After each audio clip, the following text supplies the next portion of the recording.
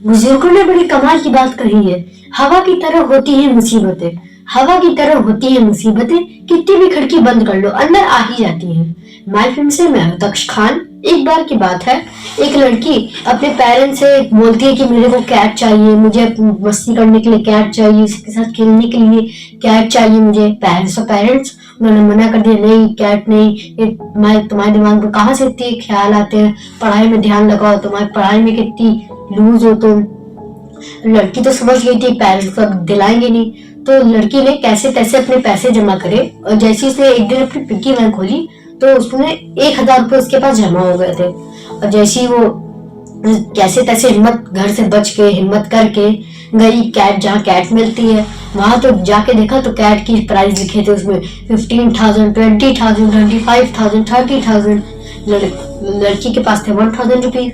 तो उसने जो दुकान में काम करते हैं उनसे कहा, ये देखिए मैं तो खाली 1,000 रुपीज आई हूँ, लेकिन आज मैं खुद से वादा करके आई हूँ कि आज मैं अपने साथ एक कैट जरूर लेके जाऊंगी। वो दुकान के जो ऑनर बॉस बैठे थे उन्होंने देखा कि ये छोटी सी लड़की बड़ी बड़ी बातें कर रही है। उन्हें फिर बॉस ने आके समझाया, नहीं बेटा यहाँ कैट बहुत महंगी है, आप जाइए अपने पेरेंट्स को बुला के लाइए, आप 1,000 लाए, यहाँ कैट 15,000 की 20,000 की है। ने उनसे मना कर दिया, लड़की ने जिद की तो उनको कैनल में लेकर गए जहाँ कैट रखी थी बहुत सारी। वहां जैसे ही गए तो कैनल खोला, 5-6 कैट बहुत तेज भागते हुए आगे आ गई, लेकिन एक कैट जी जो पीछे रह गई थी, जो चल के धीमे धीमे आ रही थी।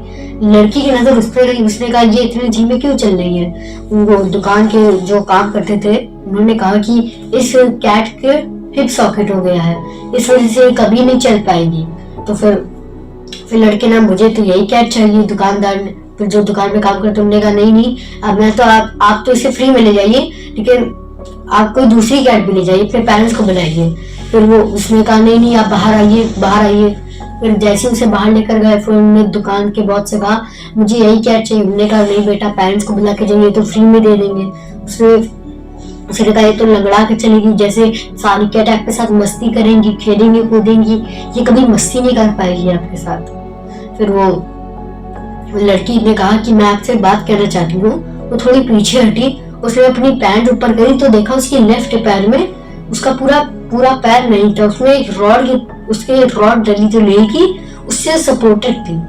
उसको देखकर दुकानदार की आंखों में आंसू आ गए, ये छोटी सी बच्ची के पैर में रॉड डली है। फिर लड़की ने कहा कि मैं इस कैट को भी यही विश्वास दिलाना चाहती हूँ कि उसके जैसे दुनिया में और कोई भी है जो उसकी कीमत, उसकी अहमियत को समझ सकता है। मेरे डैड ने मुझसे बहुत बड़ी बात कही थी, इस लड़की के डैड ने, कि अपने आप को कभी कमजोर ना समझना, अपने आप को तब भी समझे तो ऊंचा समझे। इस कहानी का बहुत यही सार है कि हम कभी अपने आप को कमजोर ना समझे, तब भी समझे कुछ पावरफुल, क्योंकि इस दुनिया में हम लोग बहुत कुछ कर सकते हैं, बहुत कुछ करने को है और हम लोग जो मन चाहे वो कर सकते हैं। इसीलिए दक्ष खान कहता है, कर दिखाओ कुछ ऐसा कि दुनिया करना चाहे आपके जैसा। Thank you for watching.